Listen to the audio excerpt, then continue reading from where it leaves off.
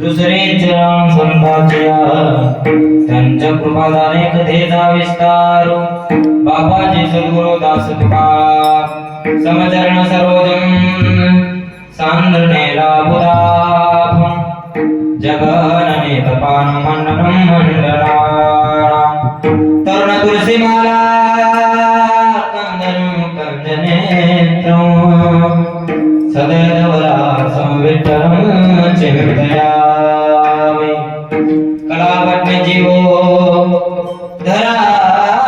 धरावतार कलाकांश तेजोधिका मोदिवक्त्रम कलानिश बाधा पनोदार्वदक्षम समाधिस्थमूर्तिं भजे ज्ञानदेवं मुक्ताबाई नमो त्रिभुवन पावनी अध्यत्र जननी देवांची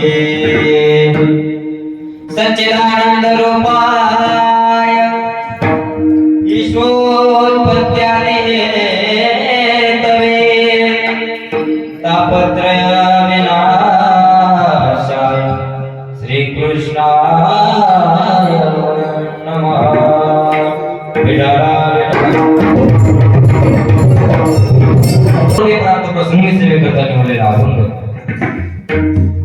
ज्ञान म्हटल्यानंतर ज्ञानेश्वर महाराज, प्रेम म्हटल्यानंतर नामदेव महाराज, शांती म्हटल्यानंतर शांती ब्रह्म एकनाथ महाराज आणि वैराग्य म्हटल्यानंतर जगद्गुरु जगद्वंदनीय देऊचे संत अवघ्या महाराष्ट्राचं दैवत शिवछत्रपती शिवाजी महाराज ज्यांच्या कीर्तनामध्ये बसायचे, कीर्तन ऐकायचे. विशेष सांगायचं झालं तर त्यांच्या नावाने येऊन सुद्धा कब्जात असे असणारे तुकोबर आहे. आणि याच तुकोबराचा आज आपण 4 चरणाचा भंग सेवेकरता निवडलेला आहे. विठ्ठला विठ्ठला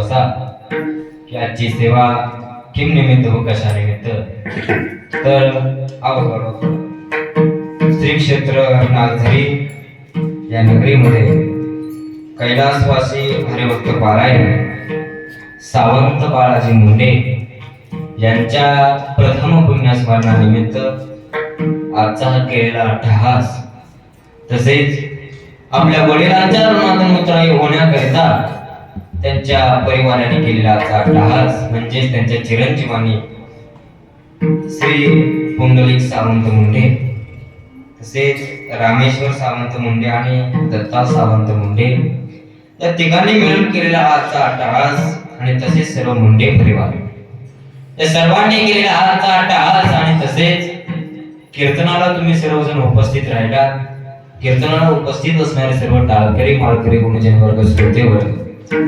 कीर्तनकार प्रवचनकार महिला वर्ग पुरुष वर्ग मृदंग वादक शूटिंग वाले साऊंड सिस्टीम वाले सरपंच आमदार खासदार जे कोणी कीर्तनाला उपस्थित असतील सर्वांचे अगदी मनापासून आभार मानतो आणि सेवेला प्रारंभ करतो. विठाला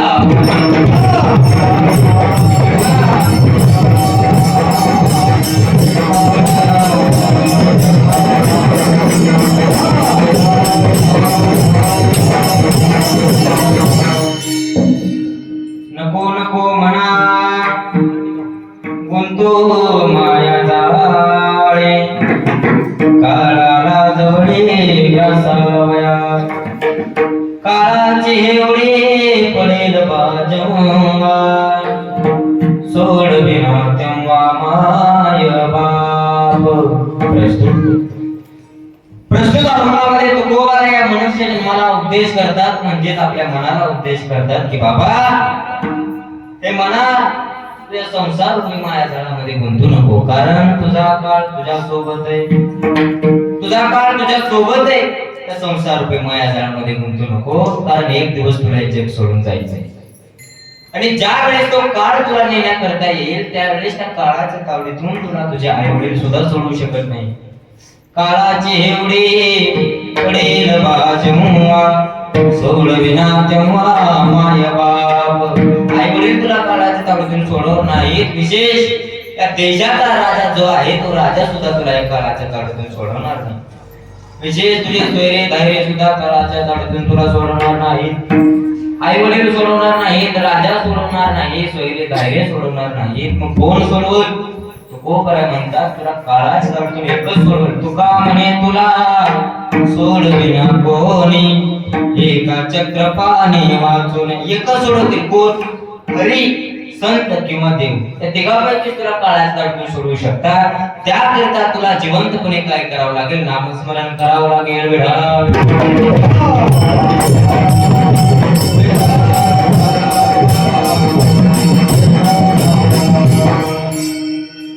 आजच्या कीर्तनाचं जे निमित्त आहे ते निमित्त आहे प्रथम पुण्यस्मरण आहे का करावं लागतं पुण्यस्मरण का करावं लागतं 13वा का करावं लागतं 10वा. आजपर्यंत तुम्हाला कोणी सांगितलं असेल कोणी नसेल सांगितलं परंतु ऐका महत्वाच्या गोष्टी का करावं लागतं. तुम्ही म्हणाल महाराज करावंच लागतं का पुण्यस्मरण करावंच लागतं का 13वा करावाच लागतं का करावं लागतं का. उदाहरणार्थ एखाद्या स्त्रीचं लग्न झाल्यानंतर त्या स्त्रीने कुंकू लावावंच लागतं बरोबर आहे की नाही. आणि कुंकू जर नाही लावलं तर काय होईल लग्न झाल्यासारखं वाटणार नाही. लग्न झालं गळ्यामध्ये मंगळसूत्र घालावंच लागतं हे नियम आहे. तसं मनुष्याने घेऊन गेला की त्याचा 10वा करावाच लागतो त्याचा 13वा करावा लागतो त्याचं पुण्यस्मरण करावंच लागतं. मग इथून ते त्या पुण्यस्मरणानिमित्त म्हणजे 1 वर्षापर्यंत पहिलं 1 वर्षाला पुण्यस्मरण येतं ना वर्ष श्राद्ध. मग हा 1 वर्षाचा कालावधी कसा आहे 1 वर्षाचा कालावधी असा आहे की मनुष्य जन्माला व्यक्ती येतो. मग जन्माला आल्यानंतर संस्कार किती येतो संस्कार किती आहेत माणसाच्या आयुष्यात किती येत वा कोणी सांगतो वा वा वा चांगली गोष्ट आहे. अभ्यास करायला सांगतात 16 संस्कार माणसाच्या जीवनात 16 संस्कार आहेत आणि त्या 16 संस्कारापैकी फक्त 3 संस्कार माणसाच्या आयुष्यात असतात. आजपर्यंत कुठल्याच मनुष्याच्या जीवनामध्ये 16ही संस्कार आले नाहीत. फक्त किती तीन संस्कार. कुठले तीन संस्कार? एखादा बालक जन्माला येतो आणि जन्माला आल्यानंतर तिथून पुढे त्याला 12 दिवस झाले की त्याचा नामकरण संस्कार केला जातो. मुलगा असेल उजव्या कानामध्ये, मुलगी असेल डाव्या कानामध्ये, हे नियम. दुसरा संस्कार अग्नीच्या साह्याने आणि ब्राह्मण देवताच्या साह्याने म्हणजे विवाह संस्कार, हा कितवा? दुसरा. तिसरा संस्कार म्हणजे अंतिम संस्कार. हे तीन संस्कार माणसाच्या आयुष्यात येत असतात आणि या तीन संस्काराला माणसाच्या गळ्यामध्ये हार पडत असतात. नामकरण सोहळ्याला हार घातला जातो, लग्नामध्ये हार घातला जातो, जे माणूस अंतिम संस्काराला हार गळ्यामध्ये घातला जातो. ते तीन संस्कार असे, परंतु महाराज लोकांचं सहस्त्र आतापर्यंत माझ्या म्हणलं नाही तर 5-6 हजार तर काळामध्ये हार पडले असते. नाही म्हणलं तर मी 3-3.5 हजार कीर्तन केले तिसरीला असल्यापासून. मग मी तुम्हाला सांगेल तीन संस्कार हे माणसाच्या आयुष्यात. मग खरे 16 संस्कार, या 16 संस्कारापैकी 3 संस्कार वजा केले, राहिले किती? 13. म्हणून करावा लागतो 13वा विठाला.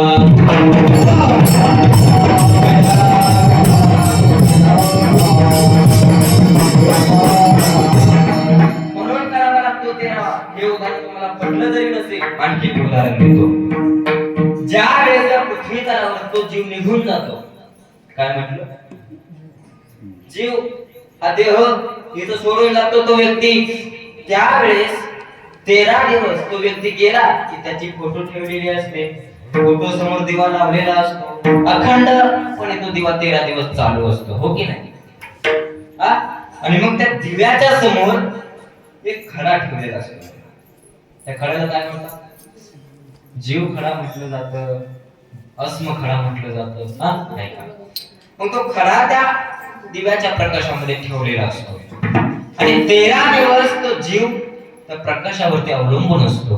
आणि मग 13 दिवस एकदा का झाले, मग तो जीव काय करतो? 13 दिवस इथंच असतो. एकदा का 13चं कीर्तन वगैरे गंगापूजनाचं कीर्तन झालं, मग तो जीव हे सोडून जात असतो.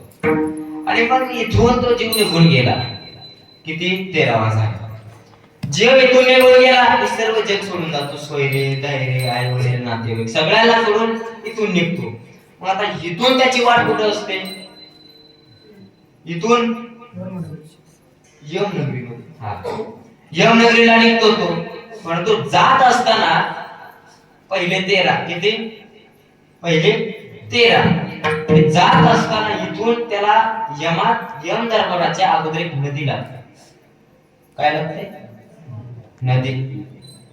मी गेलो नाही तिथं, परंतु वाचण्यात आले. एक नदी लागते आणि त्या नदीचं नाव असे वैतरणी नावाची नदी आहे. भागवतात असं सांगितलं की 28 प्रकारच्या नरकाची घाण त्या नदीतून वाहते. किती? 13 आणि 28 किती? 41. माझं तरी विचारलेलं बरोबर 41. मग ह्या जीवाला त्या नदीपर्यंत जायला किती दिवस लागतात? 41 दिवस लागतात. 41व्या दिवशी हा जीव नदीच्या काठी जातो. मग या जीवाला पोहता येत नसतं. मग आता नदी तर ओलांडायची असते, मग कशी ओलांडावी? त्या नदीच्या काठावर एक कामधेनू नावाची गाय असते. काय असते? काय असते? गाय. आणि बघा, ब्राह्मण आपल्याला शेवटच्या दिवशी सांगत असतो जीवनामध्ये एकदा तरी गोदान केलं पाहिजे. ब्राह्मण म्हणतो की नाही आपल्याला, सोन्याची गाय दान करा, चांदीची गाय दान करा, म्हणावं लागतं, करावं लागतं जीवनामध्ये. ज्यानं केली नाही त्याला सोन्याची करावं लागते, ज्यानं चांदीची करावं लागते. परंतु ज्यानं गोदान केलं, त्या व्यक्तीसाठी खास गोष्ट आहे. तो व्यक्ती काय करतो? ज्या व्यक्तीने जीवनामध्ये गोदान केले तो व्यक्ती त्या कामधेनू गायीपाशी जातो आणि गायीवर आरूढ होतो आणि थेट काय करते ती कामधेनू गाय? त्या नदीला ओलांडत जाते. मग ती तिथून एकदा का नदीत शिरली, मग तिथून ती नदी ओलांडायला किती दिवस लागतात? 59 दिवस लागतात. किती दिवस? 59. नदी ओलांडली आणि त्याला तिथं सोडणे, तिथून त्याला यम दरबारात जायला 59 दिवस लागतात. किती? 59. पहिले 13, पुन्हा 28, 41, 59. गणित लक्षात राहू दे. 59 दिवस लागतात त्याला कुठं जायला? यम दरबारात. मग यम दरबाराच्या अगोदरच एक वकील तिथं उभा असतो. कोण असतो?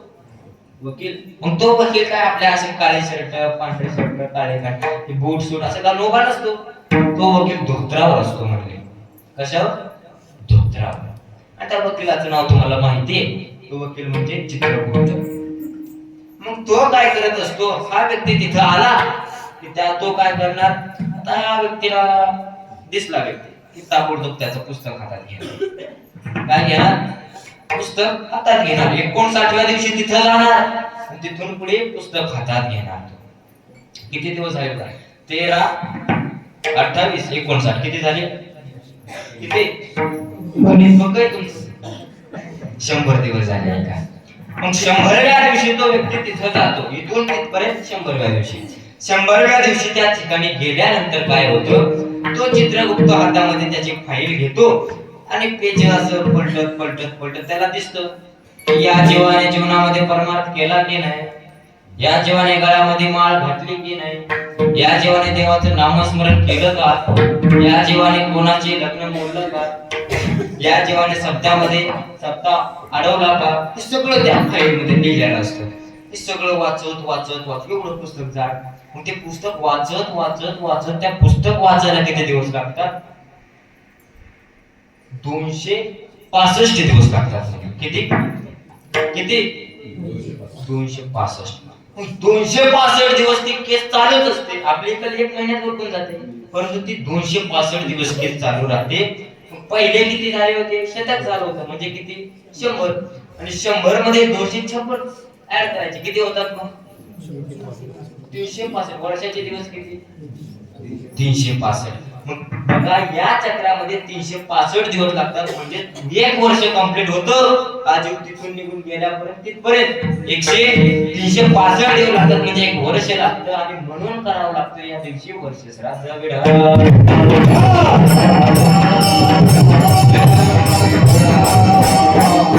या जीवाला 1 वर्ष लागतं, आणि त्या 1 वर्ष झाल्यानंतरच आपण काय करत असतो, पुण्यस्मरण करत असतो, वर्ष श्राद्ध करत असतो. बघा का, मग जीवनामध्ये माणसाने काय करायचं, त्या गायीवर कसं आरोग्य होता येईल, त्याकरता माणसाने परमार्थ करावा लागतो की नाही.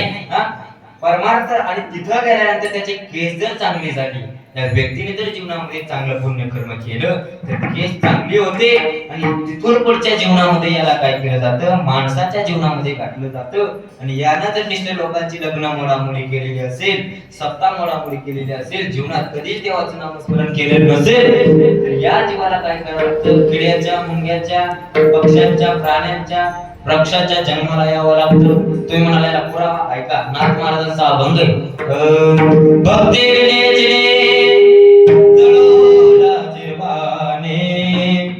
संसार भोगणे दुःख रूप, एक एक योनी कोटी कोटी फेरा, मनुष्य देह वारा मग लागे.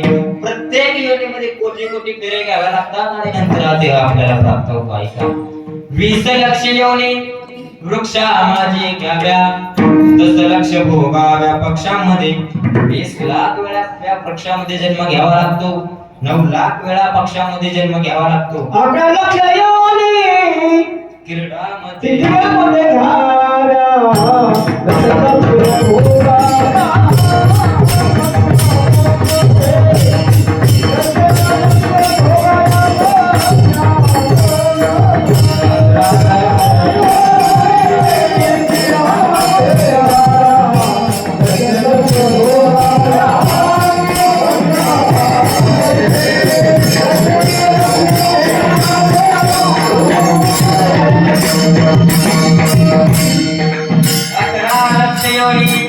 क्रीडामध्ये घ्याव्या, 10 लक्ष भोगाव्या पक्षामध्ये, नामा म्हणे तेव्हा नरदेह यात्रा, तयाने मातेरा केला. एवढ्या योनीमध्ये जन्म घ्यावा लागतो, नंतर देह प्राप्त होतो. माणसाने जीवनात परमार्थ करायचा, काय करायचे आपल्या हातात आहे. गळ्यामध्ये पवित्र असणारी तुळशीची माळ धारण करायची का, तुम्ही जर गळ्यामध्ये पवित्र असणारी तुळशीची माळ धारण नाही केली तर काय होतं ऐका, तुळशीवरी सोने हे तो गाढवाचे. काय, तुम्ही जर गळ्यात तुळशीची माळ नाही घातली तर पुढचा जन्म गाढवाचा जन्म येतो, म्हणजे तुम्ही उभा आहे. बघा काय करायचं ते आपल्या हातात आहे. बरं नामस्मरण तुम्ही आळंदीला जाता, पंढरपूरला, काशीला जाता, आळंदीत इंद्रायणी, चंद्रभागा, पंढरपूरला त्या गंगेमध्ये स्नान करता, आपल्याला वाटतं आपलं पाप जळून जाईल केलेलं स्नान केल्यावर, खरे. परंतु तुम्हाला जर हे पाप घरी बसल्या ठिकाणी जाळायचं असेल तर काय करावं लागेल? फक्त नामस्मरण करावं लागेल. नामसंकीर्तन साधन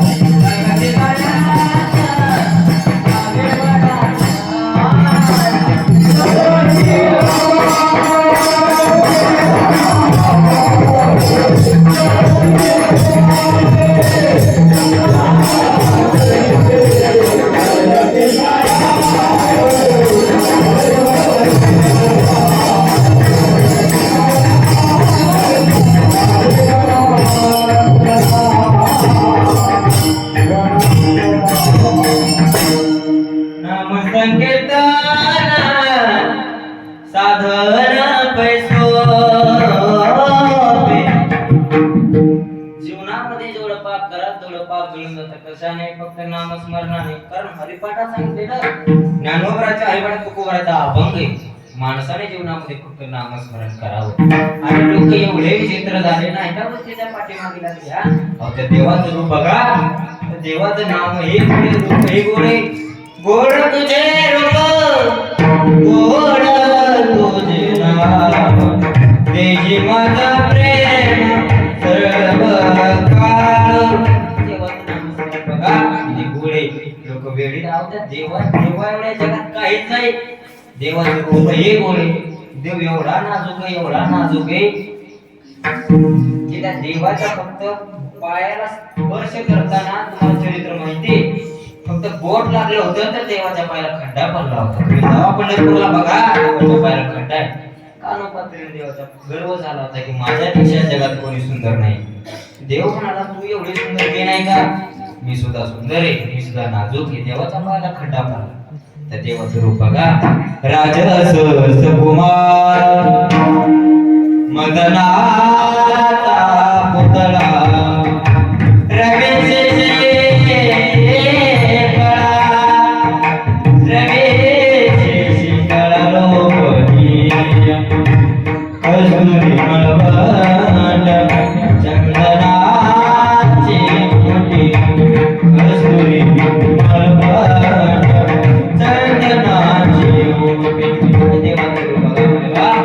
देवाच्या रूपापेक्षा जगामध्ये काही नाही.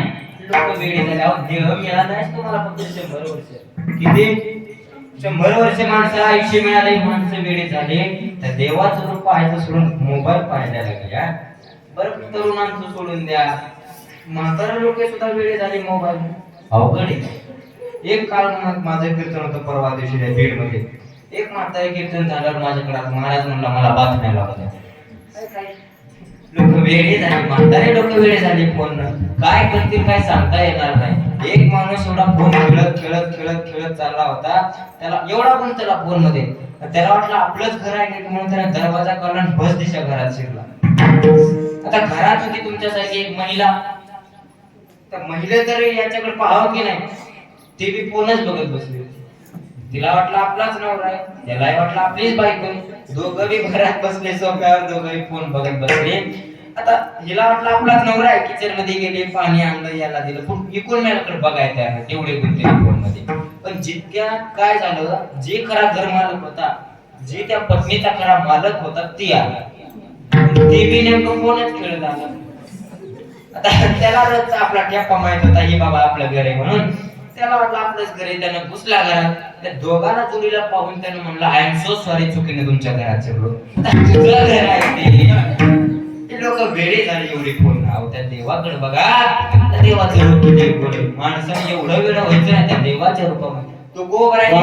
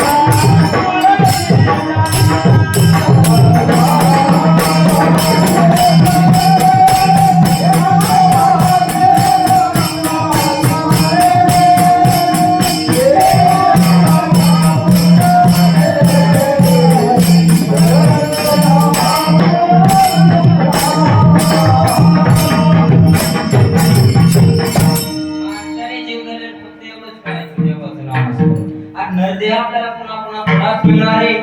तुम्हाला सांगतो, प्रत्येक गोष्ट तुम्हाला पुन्हा पुन्हा मिळेल. तुमची एखादी बायको निघून गेली तर दुसरी बायको करता येईल. तुमची जमीन निघून गेली, दुसरी जमीन घेता येईल. तुमचा मित्र तुटला, दुसरा मित्र करता येईल. सुभाषितकारांचं वर्णन आहे, पुनर्मित्रम पुनर्मित्रम पुनर्भार्या पुनर्मयी एक सर्व पुनर्लभ्यम शरीर पुन्हा पुन्हा. योग्य मित्र बायकोचं काय गोष्टी पुन्हा पुन्हा मिळतील. पण ते एकदा जर हा जीव गेला, एकदा जर हा हृदय गेला तर हा देह पुन्हा पुन्हा मिळणार नाही. काकड्यामध्ये वर्णन केले, त्या देहाला दुर्लभ शब्द वापरला. देह कसा आहे? दुर्लभ. नरदेह दुर्लभ.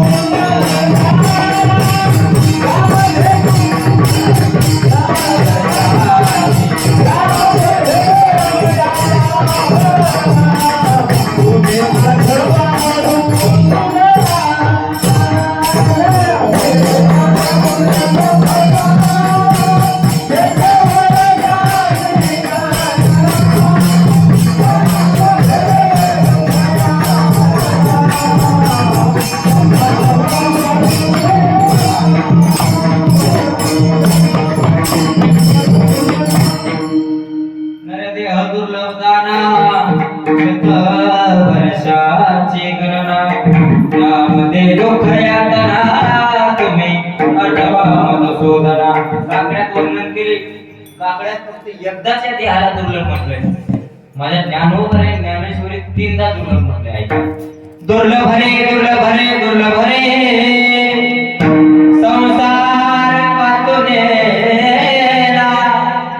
आहार निद्रेसाठी रवळीता मारो सपना. ज्ञानोबर आणि ज्ञानेश्वरी मध्ये 3 वेळा या देहाला दुर्लभ शब्द वापरलाय. अहो आपलं भाग्य की आपला देह प्राप्त झाला आहे का. हा देह प्राप्त होण्यासाठी स्वर्गातले देव वेळी झाले देह प्राप्त होण्याकरिता. स्वर्गातल्या देवाला हा देह प्राप्त झाला नाही. स्वर्गीचे आमोर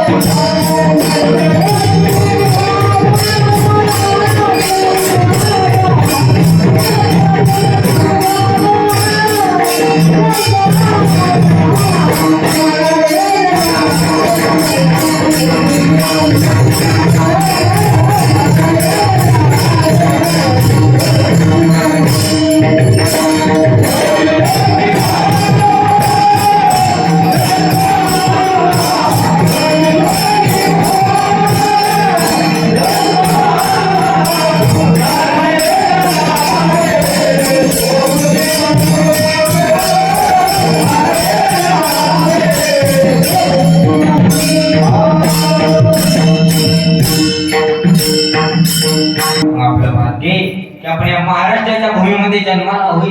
संतांची भूमी आहे, देवाची भूमी आहे. भारत देशात असा आहे की भारत देशामध्ये संतांचे अवतार झाले, देवांचे अवतार झाले. दुसरा कोणताच देश नाही. दुसऱ्या देशात असा आहे का की बाबा आपल्याला मला सांगा फक्त भारतालाच माता म्हटलं. दुसरा देश इंग्लंड, चीन, आफ्रिका यांना मामा, चुलता, बहीण काय म्हणते? अजिबात नाही. फक्त भारत देश असा आहे की या भारत देशाला माता ही उपमा आहे. आणि या भारत पवित्र असणाऱ्या देशात आपण जन्माला आलो. पवित्र ते कुळ पावन तो देश जेथे हरीचे दास जन्म घेते. पवित्र असणाऱ्या भारत देशामध्ये आपला जन्म झाला. महाराजा देव फुकट घालवायचं नाही. त्याला सांभाळा आता देशासाठी बाळा शस्त्र हाती धरू. मेलास तरी मर पण क्रांती करू. मेलास तरी मर पण क्रांती करू. एक गीता अशी झाली. तुम्ही म्हणाल महाराज गीताचे पुरावे कशाने द्यायला. दुसरा पुरावा भागवतातला पुरावा ऐका. भारत देशामध्ये जन्म मिळणं भाग्याचे लक्षण काय. भागवतात. भरत खंडे देह प्राप्ती हे तो परम भाग्याची संपत्ती. तिथे हे विवेक परमार्थी त्याचा वसवती मी परमात्मा.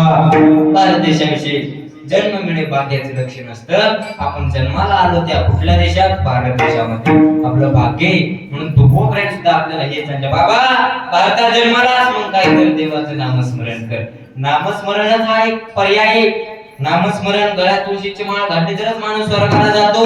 पुढचा जन्म माणसालाच येतो. नाहीतर किड्याच्या मुंग्याच्या जन्माला जावं लागतं माणसाला. माणसाने जीवनामध्ये फक्त नामस्मरण करायचं. तोपर्यंत मनाला उद्देश केला. मनाला उद्देश केला की बाबा संसार रूपी माया जाळामध्ये गुंतू नको. कारण तुझा काळ तुझ्या सोबत आहे का. पण मन ऐकत का. तोपर्यंत एका अभंगामध्ये वर्णन केले.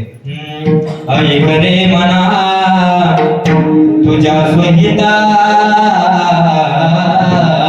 पुन्हा पंढरीचा राणा मना माझीच मला. पंढरीच्या देवाला आमच्या हृदयामध्ये साठवू दे. मन ऐकत का. अजिबात नाही. कबीर महाराजांचं वर्णन आहे. ये मन बडा चंचल ये कैसे तेरा भजन करो. कैसे तेरा भजन करो. कैसे तेरा भजन करो. खूप चंचल रे बाबा. मी याच्यातून तुझं नामस्मरण कसं करू ऐका. मन एवढं चंचल एका मनात दिलेला पुण्याला जाऊन येतं एका सेकंदात एवढं मन चपळ आहे ऐका.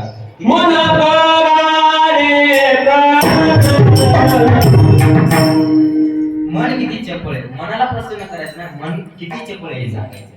हा दुसरं प्रमाणे ऐका. मन चंचल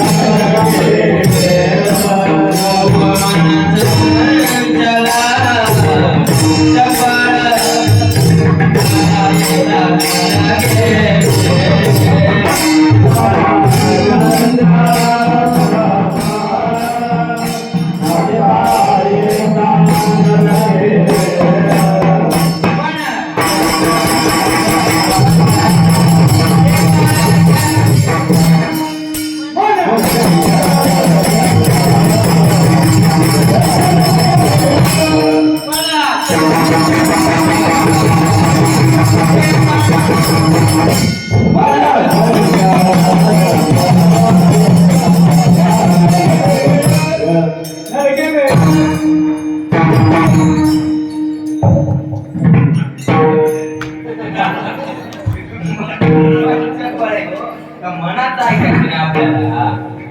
मनाला उपदेश करायचा बाबा पंढरी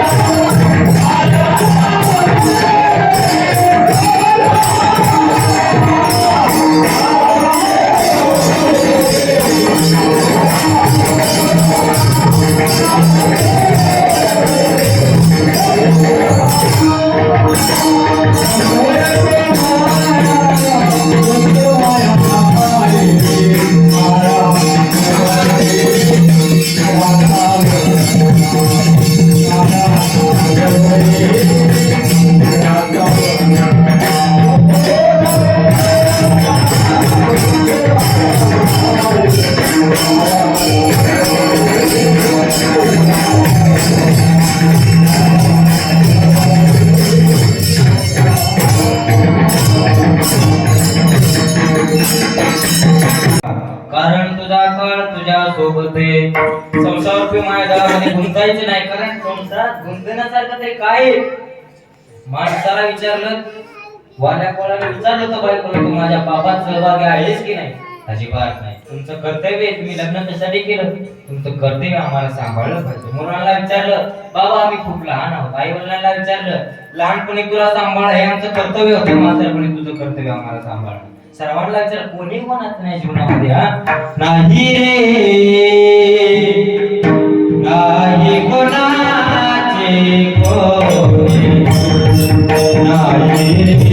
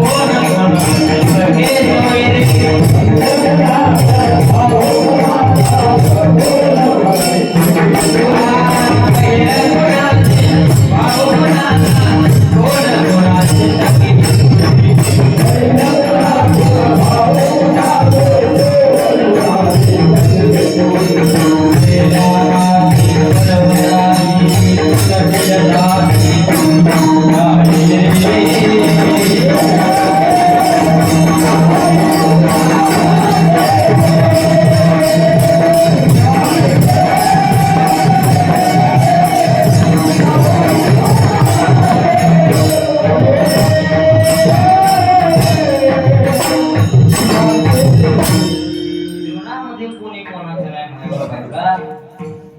वाऱ्यात वाणी विचारलं तर कोणी कामात सहभागी झालं नाही. म्हणून कोरोनाच्या काळात कळालं आपल्याला माणसाच्या जवळ जायला माणसं तयार नव्हते. जेवायचं त्याला जर पॉझिटिव्ह निघालं 15 दिवस छतावर उन्हात जो थंडीत लांबून असं ताट फेकलं जातं कुत्र्याला बघल्यावर.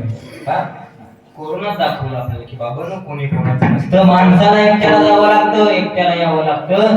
त्याच्यामुळे माणसाला फक्त आणि फक्त जीवनात परमार्थ करायचा असतो. ऐका तुकोबरायांचा मनाला उद्देश केला की बाबा या संसार रूपी मायाजाळामध्ये गुंतू नको, कारण तुझा काळ तुझ्या सोबत आहे म्हणते. ऐका परंतु मन ऐकत का, माणूस ऐकत का? अजिबात नाही. माणूस एवढा चपळ आहे, उलट त्या मनाच ऐकतो आणि संसारामध्ये गुंतत असतो.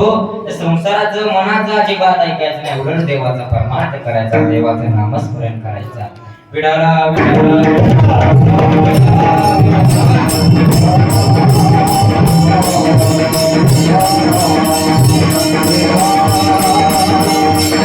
माणसाला आयुष्यात मिळाले 100 वर्षाचं 84 लक्ष येऊनच्या फेऱ्यामध्ये फिरावं लागतं, मग हा देह प्राप्त होतो. 84 लक्ष येऊन त्यात मनुष्य देहा वाचोनी अधिकारी ब्रह्मज्ञानी अनुकुनी असेना. 84 लक्ष येऊनच्या फेऱ्यामध्ये फिरावं लागतं आणि नंतर हा देह आपल्याला प्राप्त होतो. महाराज आपण देहाचा तोकड घालवायचा. इहलोकीचा देह देव इच्छिता पाय. देव सुद्धा इच्छी करतात की हा देह आम्हाला प्राप्त व्हावा, पण देवाला याच देही घडे देवाचे भजन आणि ज्ञान आहे. दुसऱ्याकडे कुठं ज्ञान आहे?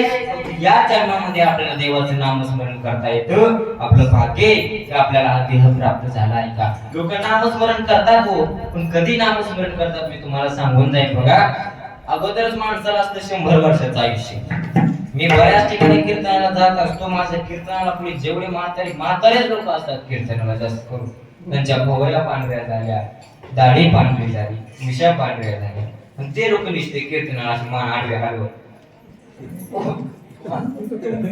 नाही. तरी तेवढे करून नाही तर पण माणसाला पर्याय नसतो. म्हातारपणी देवाचं आता करावं म्हणते. बाबा बस झाले की आता चाड्या चुगल्या करायचं काय म्हणून म्हातारपणी लोक परमार्थ देतात. लोक परमार्थ कधी करतात तुम्हाला सांगतो. शास्त्रामध्ये असं सांगितलंय की माणसाला आयुष्य 100, पण 100 वर्षामध्ये 4 विभाग पडतात. किती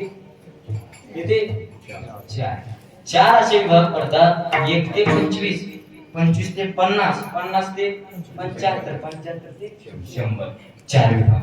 मग पहिल्या विभागामध्ये काय करायचं म्हणजे 1 ते 25 या वयामध्ये विद्यार्थ्यांनी फक्त विद्या मिळवायची.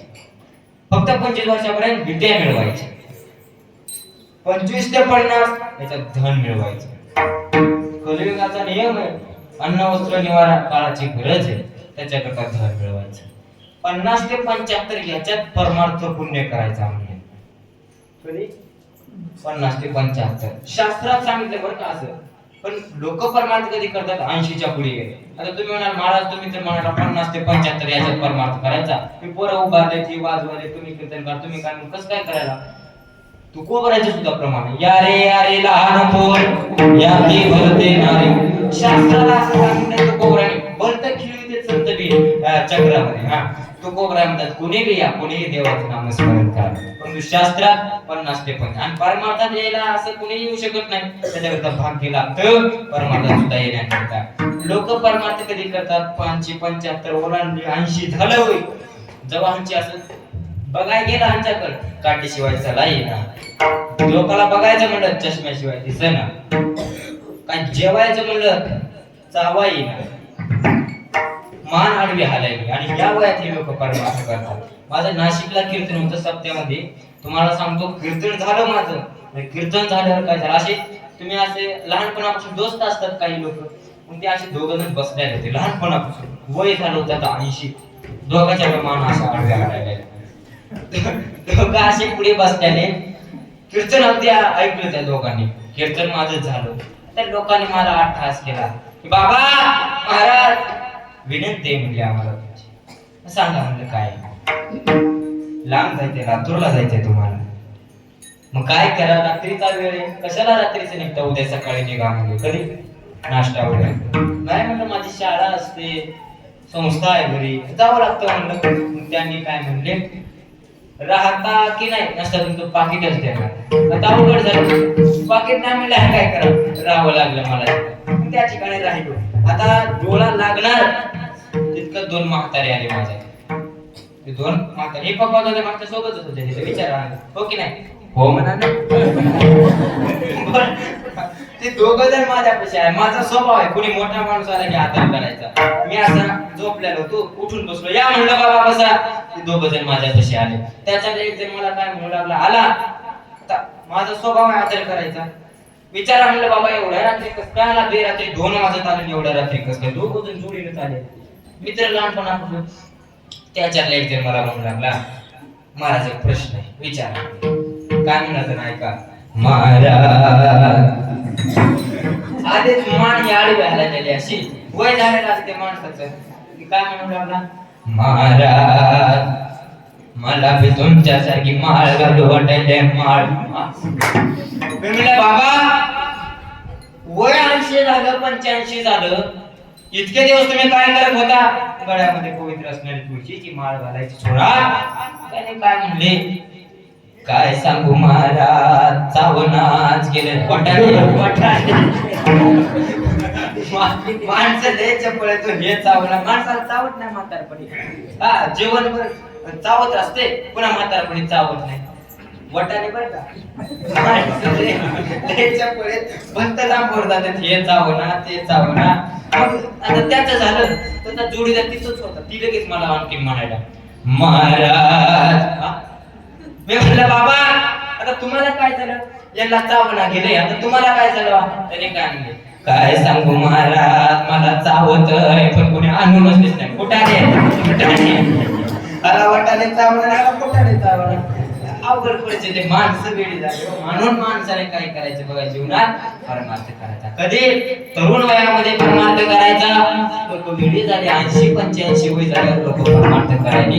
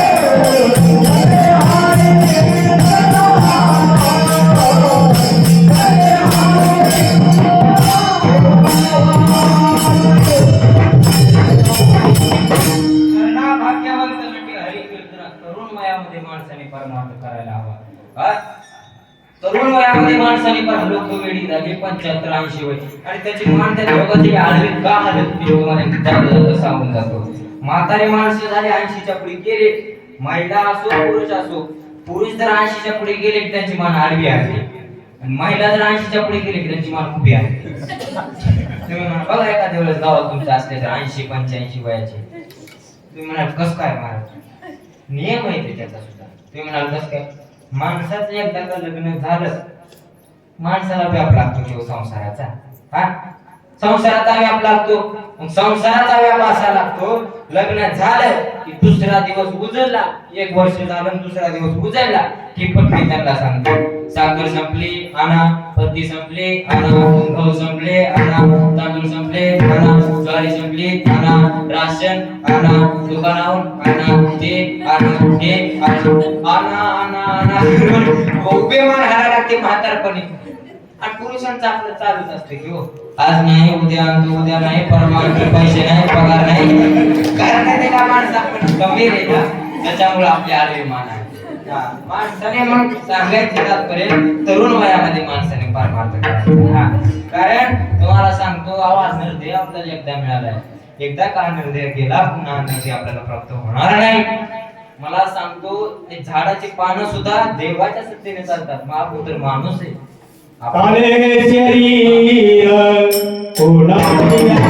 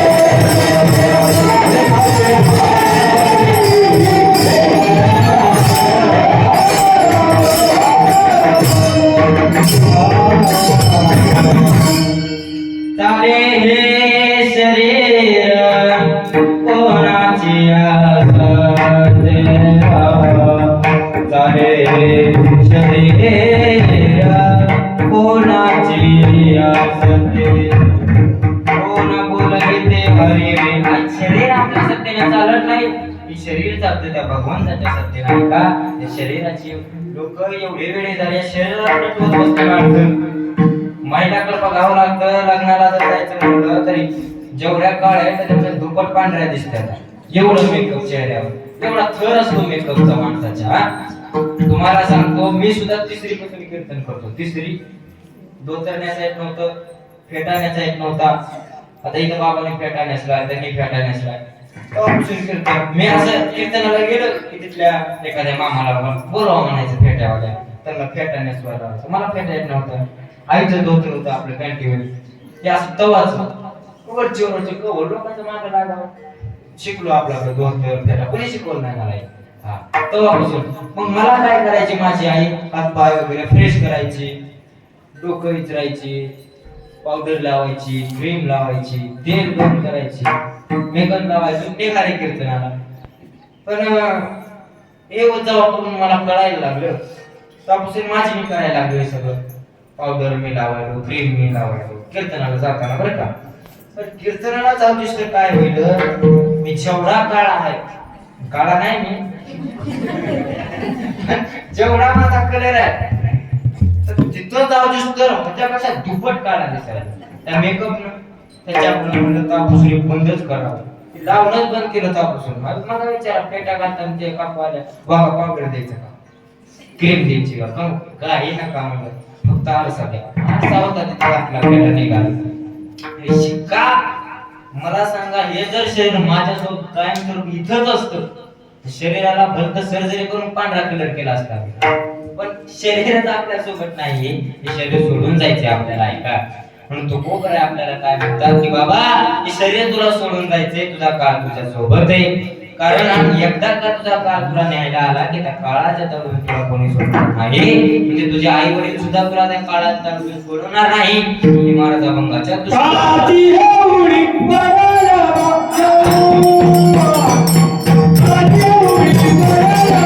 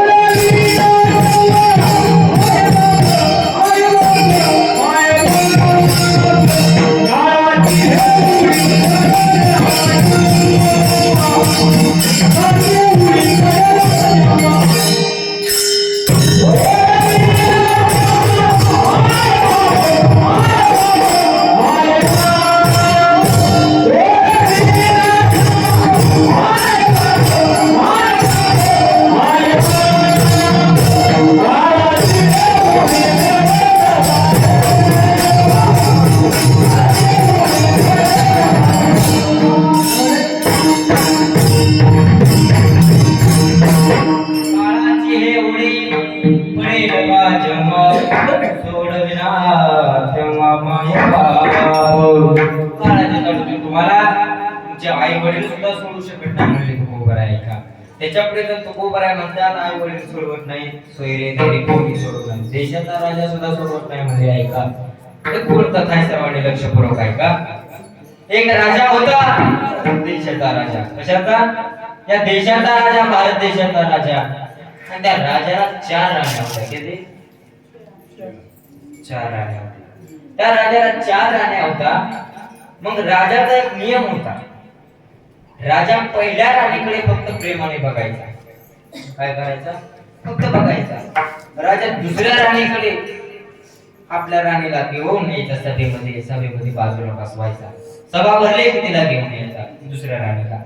राजा तिसऱ्या राणीला आपला बाहेर कुठे निघाला, जनतेकडे जात असताना त्या राणीला घेऊन निघायचा. मात्र चौथ्या राणीकडे राजाने आयुष्यामध्ये कधी पाहिलंही नाही, कधी एक शब्द सुद्धा बोलला नाही, ही असणारी चौथी राणी. मग कालांतराने काय झालं बघा, वर्षानुवर्ष 1, 10, 15, 20, 25 वर्ष झाले. कालांतराने वयाच्या 75व्या वर्षी त्या राजाला काळ नेण्याकरता आला. कोणाला? राजा जरी असला तरी त्याला पण येणारच ना काळ न्यायला. मग राजाला काळ नेण्याकरता आला. राजा असा तरी झोपला गेला होता. राजाला वाटलं आपला काळ आता आपल्या सोबत आहे, आपल्याला हे जग सोडून जायचंय. मग त्यानं काय केलं, आशेनं पहिल्या राणीला हाक मारली. राणी साहेब! पहिल्या राणीला हाक मारली. पहिली राणी आली. बोला महाराज. आता मी जाणार हे जग सोडून. हो महाराज. मग माझा एक प्रश्न आहे, विचारा. मी चाललोय, मग आता तुम्ही माझ्या सोबत याल का? काय म्हणणार आहे? तुम्ही माझ्या सोबत याल का? पहिली राणीने काय म्हटलंय का? पहिली राणी तिने काय म्हणली, महाराज मी तुमच्या सोबत अजिबात येणार नाही. उलट मी तुम्हाला याच ठिकाणी सोडून जाणार आहे. आता या क्षणाला. राजा निराश झाला. अरे ज्या राणीकडे आपण आयुष्यभर बघत राहिलो, त्या राणीने आपल्याला चक्क म्हणावं, महाराज मी तुम्हाला सोडून जाणार आहे. राजा निराश झाला. राजाने दुसऱ्या राणीला हाक मारले. राणी साहेब! दुसरी राणी आली. बोला महाराज. माझा एक प्रश्न आहे, प्रश्न विचारलो. तुम्ही माझ्या सोबत याल का? कितव्या राणीला? दुसऱ्या राणी तुम्ही माझ्यासोबत याल का? दुसऱ्या राणीने काय म्हटले, महाराज मी तुमच्या सोबत येणार नाही, उलट तुम्ही निघून गेलात मी दुसऱ्या कोणासोबत विवाह करणार आहे. काय म्हणली? लगेच दुसऱ्याचे होणार आहे म्हणली, तुमच्या सोबत येणार नाही. मग तर राजा खूप निराश झाला आणि शेवटी आशा होती मनामध्ये, आशेपोटी त्या राजाने तिसऱ्या राणीला हाक मारली की ज्या राणीला आपल्या सोबत आयुष्यभर राजा फिरायला घेऊन जायचा त्या राणीला हाक मारली. राणी साहेब, तिसरी राणीने बोला महाराज. तिसऱ्या राणीला तोच प्रश्न विचारला, तुम्ही माझ्यासोबत याल का? त्या ठिकाणी तिसऱ्या राणीने काय म्हटली, महाराज मी तुमच्यासोबत येईल म्हटले. मी तुमच्यासोबत येईल, पण कुठपर्यंत? स्मशानापर्यंत येईल म्हणजे. काय म्हणते? स्मशानापर्यंत. तिथून पुढे अजिबात येत होत नाही. मग राजा निराश झाला. अगदी काही क्षणामध्ये राजाचा प्राण निघून जाणार होता. तितक्यात चौथी राणी आली. बोलवलं नव्हतं राणीला चौथ्या, परंतु चौथी राणी आली. आणि चौथी राणी आल्या म्हटलं, आल्याबरोबर राजाने एक शब्द बोलला, तुम्ही कसं काय आले? राणी म्हटली, तुम्ही बोलून नाही करून तुम्ही आले. मग राजाने चौथ्याही राणीला तोच प्रश्न विचारला, मग तुम्ही माझ्यासोबत याल का? चौथ्या राणीने जे उत्तर दिलं ते ऐका. चौथी राणी म्हटली, महाराज तुम्ही कुठेही जा, स्वर्गात जा, नरकात जा, कुठेही जा, तुमच्यासोबत मी यायला तयार आहे. कोण म्हणली? चौथी राणी. तुम्ही म्हणाल महाराज कथा सांगितली, परंतु याचं तात्पर्य काय? तात्पर्य ऐका काय. कथा बाजूला ठेवा, फक्त दोन शब्द ऐका. तो राजा कोण होता? तर तो राजा म्हणजे आपण स्वतः आहे. कोण आहे? आपण स्वतः तो राजा आहे. पहिल्या राणीला हाक मारली. राणी म्हटली, महाराज मी तुम्हाला याच ठिकाणी सोडून जाणार आहे तात्काळ. पहिली राणी म्हणजे हे आपलं शरीर. तुम्ही म्हणाल कसं काय? ऐका, आपण हा जीव सोडला, हे शरीर आपल्याला इथं सोडायचे तात्काळ. पहिली राणी तीच म्हणली होती, महाराज मी तुम्हाला इथं सोडून जाणार आहे. तसं हे शरीर आपल्याला इथं सोडून जायचंय. पहिली राणी. दुसरी राणी म्हटली, महाराज मी तुम्ही गेल्याबरोबर दुसऱ्या सोबत जाणार आहे. म्हणजे कोण आहे का? दुसरी राणी म्हणजे जीवनभर तुम्ही गेलेला पैसा, धन, जेवढं काही जीवनामध्ये मिळवलं तेवढं धन तुमच्यासोबत येणार आहे का? अजिबात नाही. तुम्ही गेल्याबरोबर तुमच्या भावाचं होणार आहे, भावकीचं होणार आहे. तुमच्यासोबत येणार आहे का? अजिबात नाही. तिसरी राणी, जी राणी म्हटली, महाराज मी येईल, परंतु कुठपर्यंत? स्मशानापर्यंत. तिथून पुढं अजिबात नाही. तिसरी राणी म्हणजे आपले सोयरे, धायरे, नातलग हे फक्त कुठपर्यंत येतात? स्मशानाभूमीपर्यंत येतात. तिथून पुढे कोण येतं का? अजिबात नाही. आणि चौथी राणी म्हणजे जीवनात तुम्ही केलेला परमार्थ, जीवनात केलेलं तुम्ही देवाचं नामस्मरण, गळ्यामध्ये घातलेली पवित्र असणारी तुळशीची माळ, हेच माळ आपल्याला स्वर्गाच्या दिशेने घेऊन जाते. ही म्हणजे चौथी राणी आहे का? माणसाला तुम्हाला काय करायचे त्या उदाहरणातून मी तुम्हाला सांगून गेलो. विठाला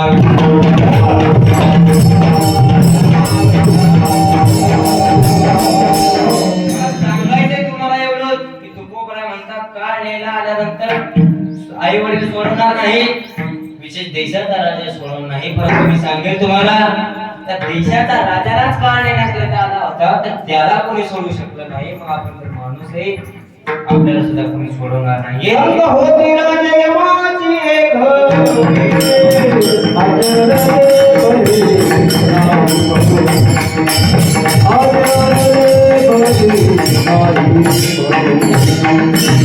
होती राजे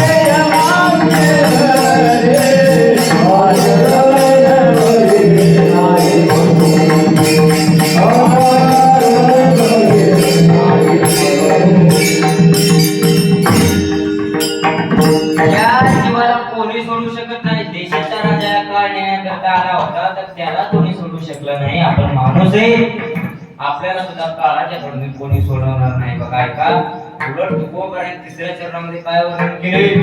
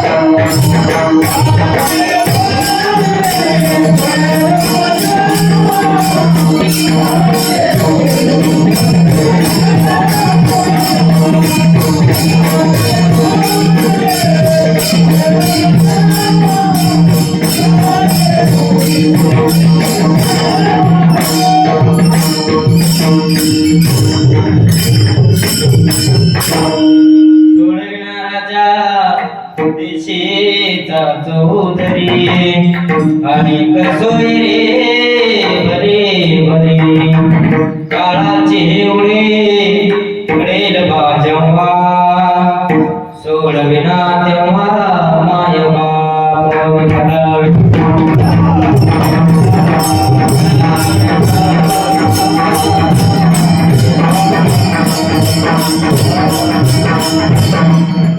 प्रस्तुत अभंगामध्ये तुकोबाने आपल्याला उपदेश करतो.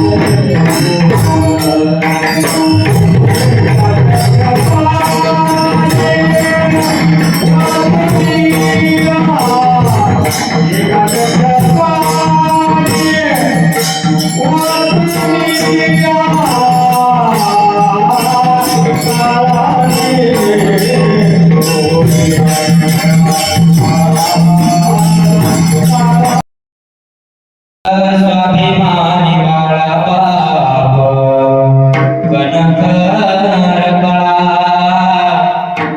त्याच्या काळजात सुदा लाजाळची संवेदना त्याची पहाडाची छाती त्याचे हृदय गुलाब त्याच्या घामाच्या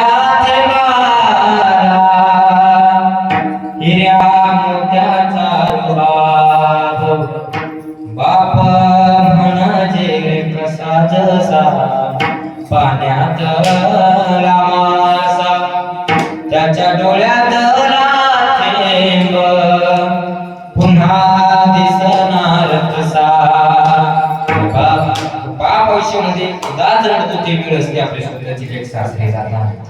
लग्न चालू असताना जीवनात बाप रडत नाही, परंतु ज्या वेळेस आपली स्वतःची लेक सासरी निघाली सासरात पोहोचली घरामध्ये तो दार लावून एका कोपऱ्यात बसून रडणार असतो तो म्हणजे बाप असतो. का बाप साठवितो स्रोवाट पहिल्या क्षणाची जन्मभराचे रडतो लेक जाताना सासरी ज्याने जपले मुलाला तळ हात पाकळ्यात अशा बापासाठी आवे थोडी हसरी डोळ्यात. मला जिवंतपणे त्या आईवडिलांची सेवा करा.